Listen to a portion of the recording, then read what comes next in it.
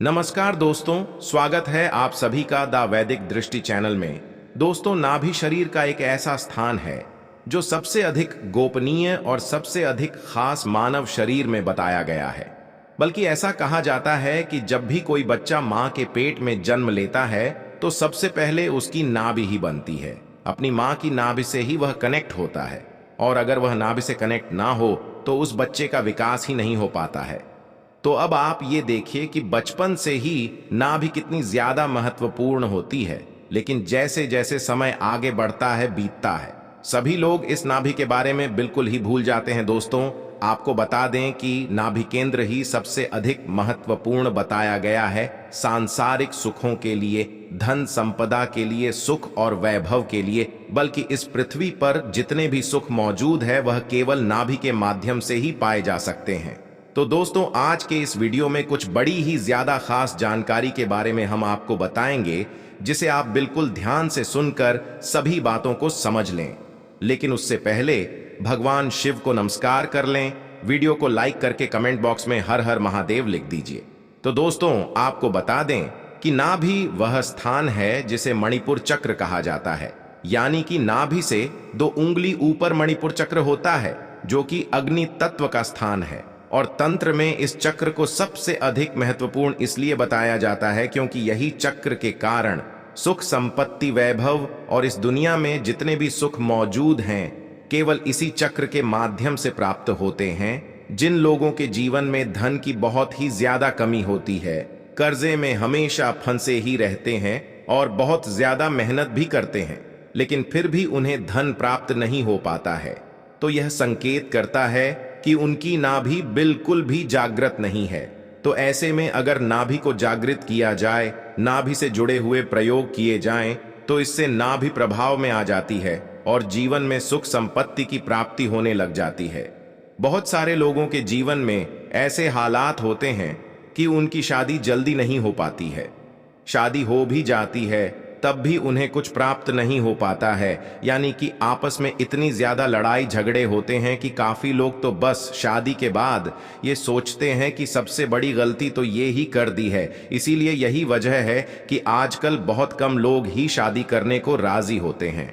तो दोस्तों, आपको बता दें कि केवल नाभि के माध्यम से ही जीवन में प्यार की, सुख की प्राप्ति भी की जा सकती है। और अगर आपकी शादी नहीं हो पा रही है या फिर शादी के बाद बहुत ज्यादा अड़चनें आती है, आपस में लड़ाइयां बहुत ज्यादा अधिक होती हैं, तो ऐसे में नाभि का इस्तेमाल करके आप अपने जीवन को सुखमय बना सकते हैं।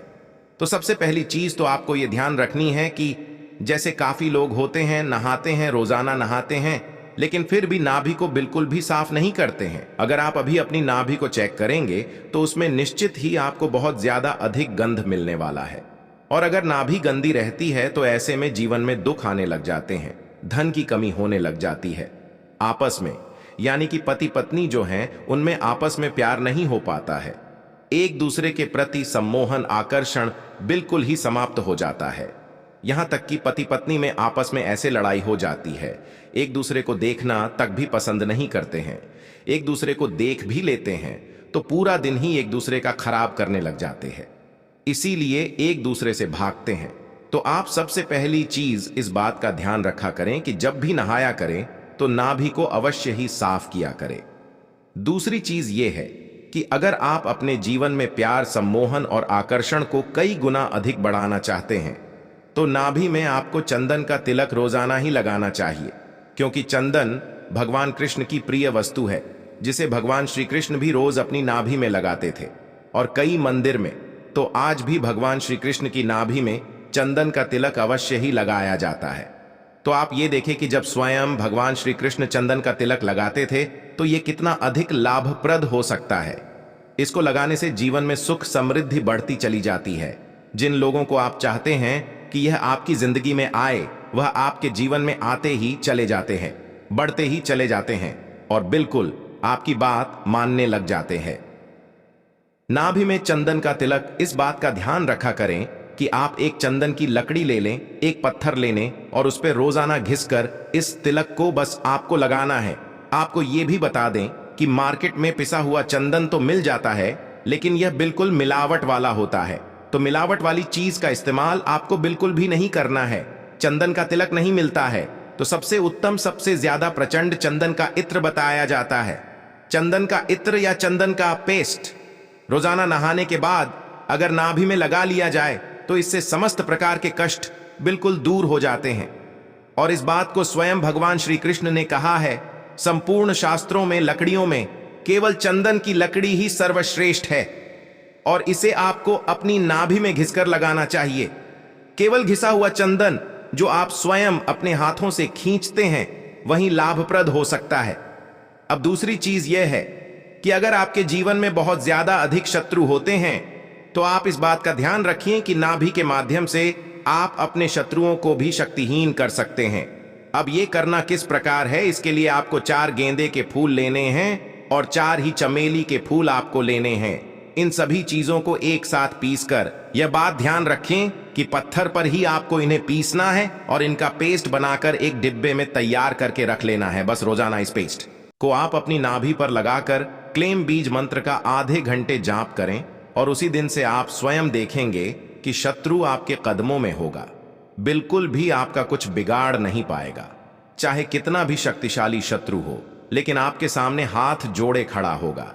जो लोग सलाम की साधना करते हैं वे इस प्रयोग का इस्तेमाल करके अपने बड़े से बड़े शत्रु को भी नीचे गिरा देते हैं।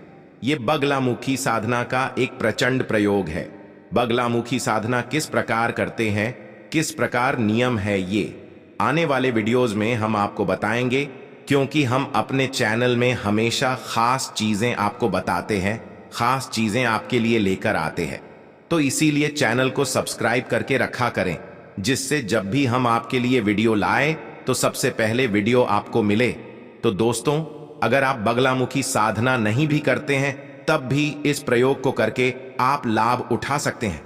लेकिन ऐसा कहा जाता है इस प्रयोग के साथ बगलामुखी साधना को चलाया जाए, किया जाए तो बड़े से बड़ा शत्रु भी हाथ जोड़कर आपके कदमों में आप स्वयं ही उसे बैठा हुआ देख लेंगे।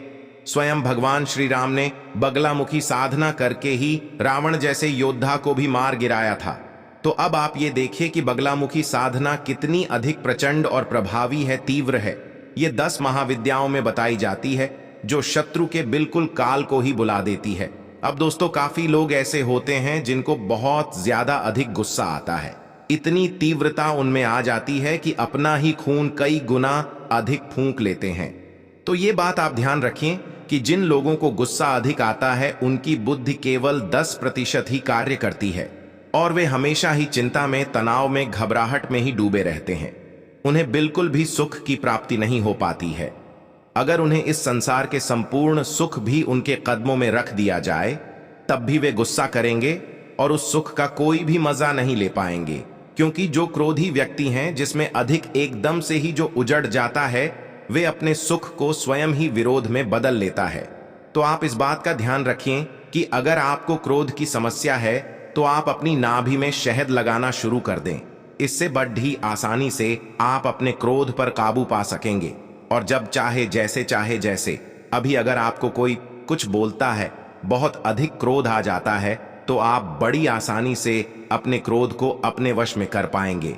और इस बात के बारे में तो स्वयं भगवान श्री कृष्ण ने कहा है कि जो व्यक्ति अपने क्रोध पर विजय पा लेता है, क्रोध को जीत लेता है, वहीं इस सृष्टि को जीतता है। जिस प्रकार भगवान श्री कृष्ण ने अपने क्रोध को जीतकर इस संपूर्ण सृष्टि को ही जीत लिया था, उसी प्रकार आप भी संपूर्ण सृष्टि को जीत सकते हैं। क्योंकि खुद भगवान श्री कृष्ण भी अपनी नाभि पर शहद भी लगाते थे और केवल भगवान श्री कृष्ण की ही कृपा से नाभि के इन अद्भुत चमत्कार के बारे में इस दृष्टि को पता लग पाया, क्योंकि भगवान श्री कृष्ण से पहले कोई भी इन सभी चीजों के बारे में, इन चमत्कारों के बारे में नहीं जानता था। दोस्तों, ये सभी चीजें हमने आपको बताई है, इनका आप अधिक से अधिक लाभ उठाएं। तो आज के वीडियो में बस इतना ही, मिलते हैं अगले वीडियो में। तब तक के लिए ओम नमः शिवाय, हर हर महादेव। धन्यवाद दोस्तों।